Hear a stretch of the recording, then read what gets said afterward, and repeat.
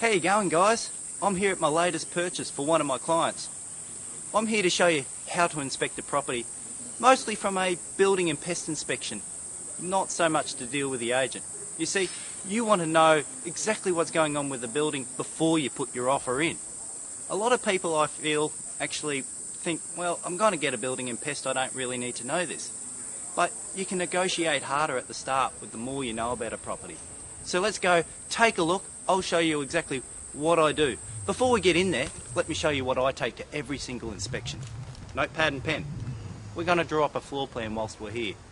Always come with a torch. Preferably LED. Why? Because you can leave it in the car. Don't have to worry about the batteries running out. Always come with a tape measure. We're drawing up plans. We might be able to find an extra bedroom here. We won't know that without a tape measure. And executive termite prodder. Always come with one of these as well. Let's go take a look.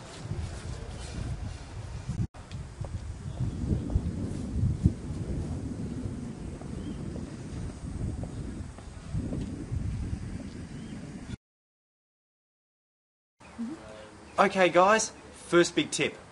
I always inspect underneath the house first. Why? Because if we find major structural problems here, we know not to bother going upstairs. Save ourselves a bunch of time. First thing I've discovered, not legal head height under here. Let's go take a look.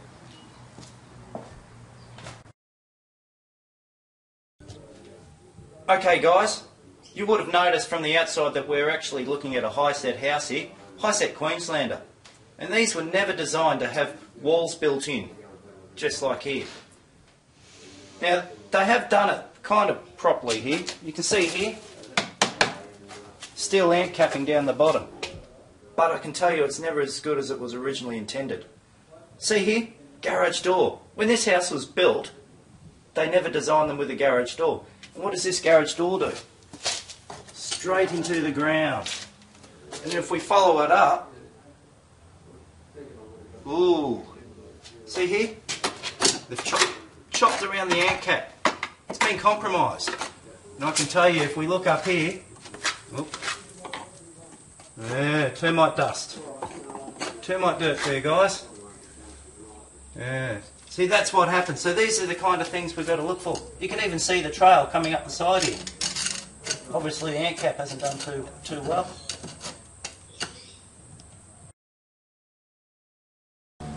So this is the kind of thing you got to look for, guys. Mud packs. This is the termites go up there. So if there's any live ones, we would have seen them by now. They'd poke out. And this is often a little bit more moist than this when they're live. So I'm guessing they're not actually active anymore, but we do know we've had termites.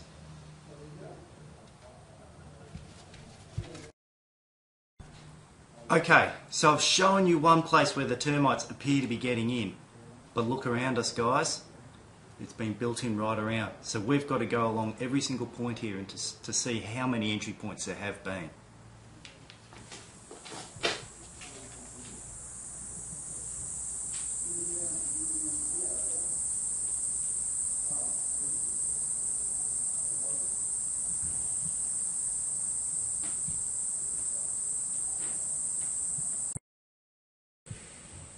Okay, so we've found another entry point here.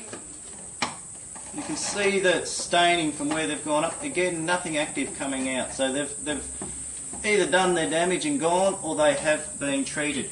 And you can actually follow it down. Follow the mud pack. There's some more. Here we go.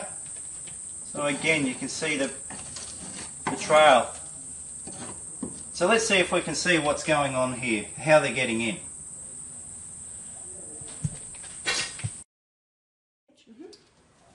Okay, so we've followed the battens down, and what's happened, the battens are now touching the ground because the garden bed has been built up on the outside over time. You can also see these shells have had better days. Look at the damage these creatures do. That there used to be a piece of timber, believe it or not. So we certainly know here we shouldn't be offering full price. And we also know we need to get a proper building and pest inspection done.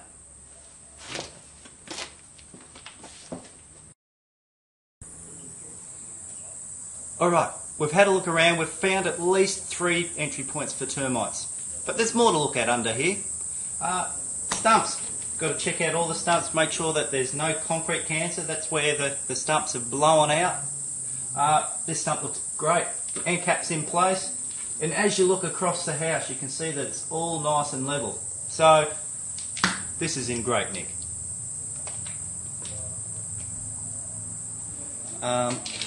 Wiring behind you.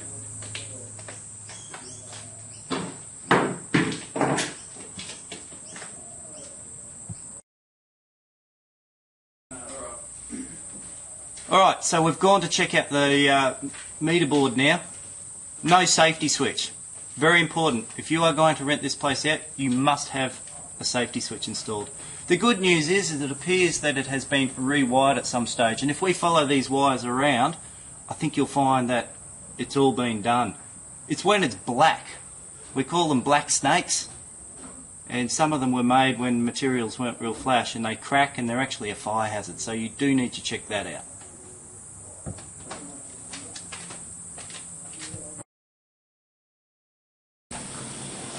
Okay, while you're under here guys, make sure you also look up. There's the floorboards. They would polish up an absolute treat. Thank you. Cool.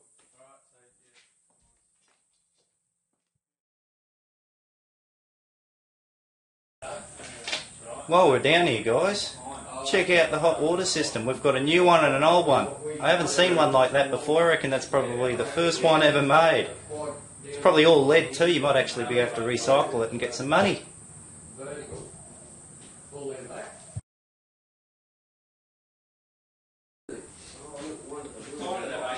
Generally speaking, hot water systems will have a date of manufacturer installation on them. And this one here, it actually does tell you, July 2010. So she's a beauty, not too old.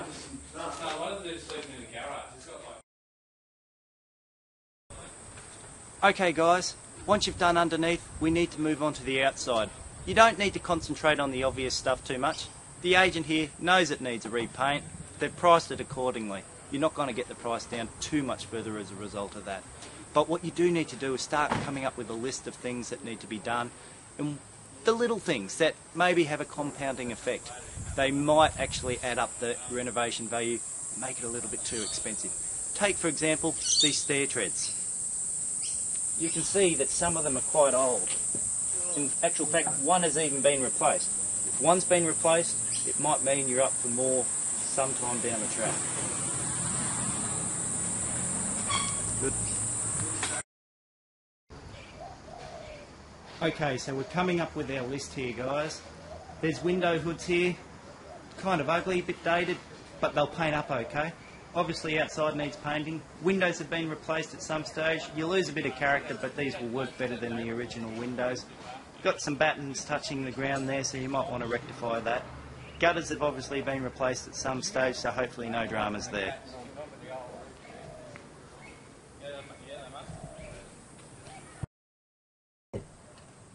Okay, so we found termites underneath the house, so now we come to the outside to have a look at what damage there is. Further investigate how they're getting in. Let's have a look. So you've got the battens. They've obviously eaten through here. They're getting in underneath where the dirt was built up against here previously.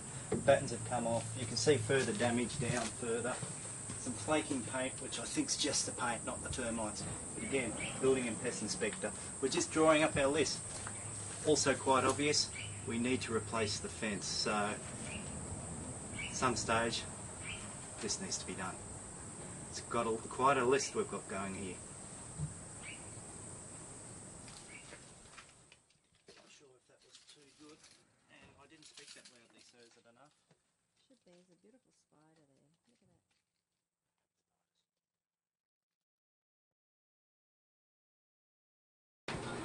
that. Okay, so now we've moved inside and we're looking here not only at structural damage, termite activity, but also the potential.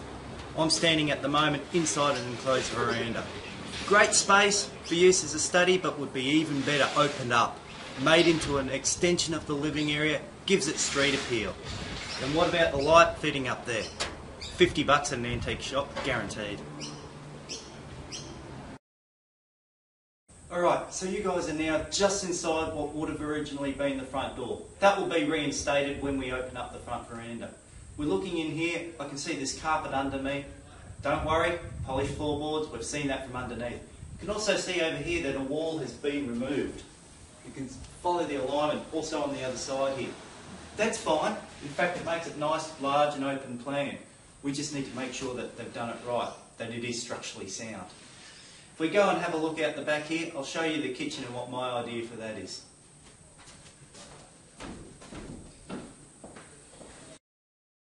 Okay, so I'm in the original kitchen here. You've got a few options. These cupboards, they're looking old, but I have seen them renovated up nicely. You can replace the bench, replace all the hinges, paint this, spray it, don't roll it because then it gets a nice even finish. Brand new handles and it will look great. Not as good as a new kitchen, you probably consider doing that. If you're going to do a new kitchen, keep the plumbing where it is. Keep the electricals where they are. That way you save on costs. But I've got bigger plans for here. I'm thinking this is a great room as a bedroom. If the kitchen were to go to the front of the living area, we'd get a 4-bedroom house here. Okay guys, I'm in a room that's located just off the kitchen. Behind me, there's the toilet. There's actually no toilet in the bathroom, but we can fix that. I'll show you shortly. But I'm standing in a room here, and it kind of feels like it's nothing.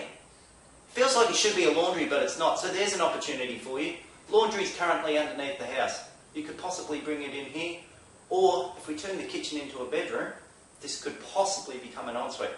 Only issue we need to solve, this is the access to the deck. There are ways around that. Get out your pens, get out your graph paper, work your way through it. Okay, and while we are in this room that feels like a laundry but is actually nothing, you can see termite damage above. That's pretty obvious. What we don't know is what kind of damage has been done behind the walls here. We need to get that checked out by a licensed inspector. Also, look at the cover strips. I'm pretty certain that these walls are going to be asbestos. Okay, I'm in the bathroom. First thing, green bathtub. So many people would come and rip that out, but you can actually either paint them yourself with specialised paint or you can get someone in to enamel them. They come up brilliant. Make it white, you don't want a green bath. These walls here, it'd be easy to assume asbestos, but I can see that it's brown here, so it's likely to be some form of masonite. Again, these can be sprayed, or you could tile over them, or you could look at possibly ripping them off. Behind me, we've got a vanity. Now, remember I told you that there is no actual toilet in here? Well, that's where you'd put your toilet, under the window there. And then there is room here, I've measured it, it's 700 millimetres between the end of the bath and the end of the bathroom there. You could go and put in a slimline vanity.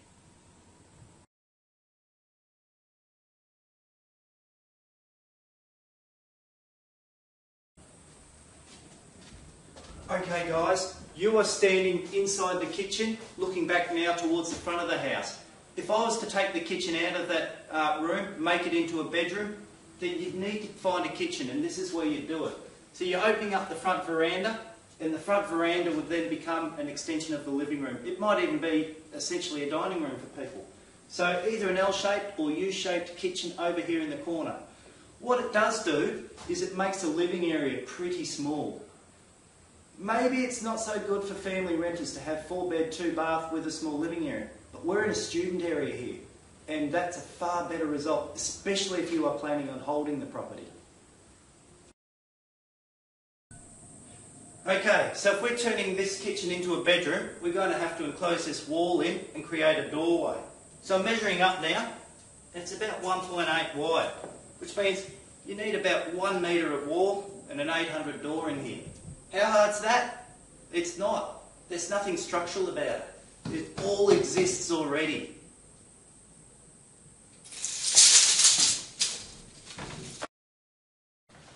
Okay, so underneath is where we found the termites. So now we need to check out what damage they've done inside. You can see here, there's a bit of damage here. If we tap on this, you might wonder what termite inspectors are doing when they're tapping. They're listening to see whether there's any hollow boards.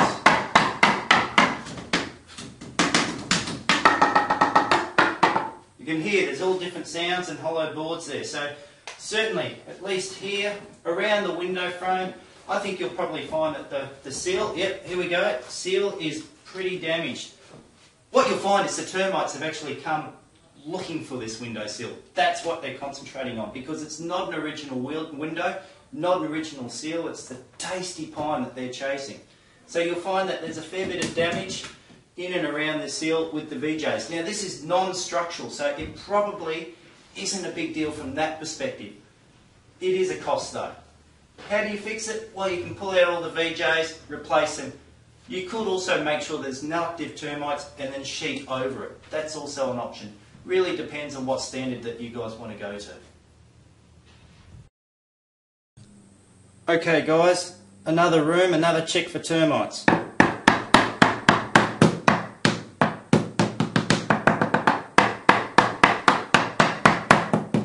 So you can see and you can hear it, and you can actually, if we go pan down, we can actually even see it. So termites are certainly in this room as well.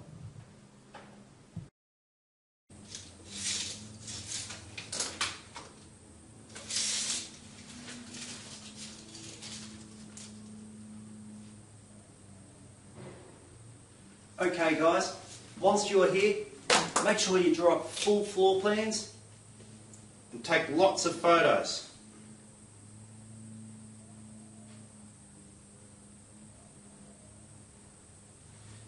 Make sure you take them from every angle in every room. That way when you drop your floor plan, you look at your photos. If you've forgotten anything, you've missed anything, you can review it.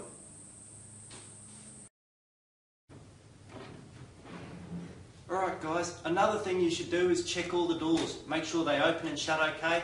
Do the windows as well. If they're not, it might be a sign that the house has shifted. As well as downstairs where we look up, when you're inside the house, make sure you look up as well. Look at the ceiling. Look for signs that maybe the roof is leaking. Water staining, patches of flaking paint or bubbling paint. Maybe some situations where they've done repairs and it's quite obvious. They could be signs that the roof is leaking, because obviously you won't be climbing on top of the roof to have a look. Ask your building and pest inspector to climb in the roof space as well to check it out for themselves. If your building and pest inspector won't get up into the roof space, sack them, get someone else. Alright, we've had a good look. This is how I carry out an inspection. I do it every time. We've only dealt with the building here. Dealing with the agent, that's a whole nother matter. But when it comes to the building, here's my tips. Start underneath. Have a look for termites, structural damage, look at the posts, look at the wiring, look at the meter board, look at the battens, the hot water system. Then move to the outside. Start drawing up a list of jobs that need doing. Come inside, look for staining on the roof, on the ceiling, to see if the roof may be leaking. Look for your termites. Draw up a floor plan. Start thinking through your head what the opportunities are. Check all your windows and doors. Look at your bathroom. See what needs replacing. Check out the asbestos. With this particular house here, well, there's termites. So we need to make sure that we bargain down and buy at the right price. Once we've done that, we then get it under contract, subject to a building and pest inspection. We get them to come out. Providing it's all cosmetic and we've bargained down, not a problem. Termites are okay, providing you know the level of the extent of damage. You need to know that. Other than that, this house, it's got oozes charm, oozes potential. You know what, in the backyard, you can also develop.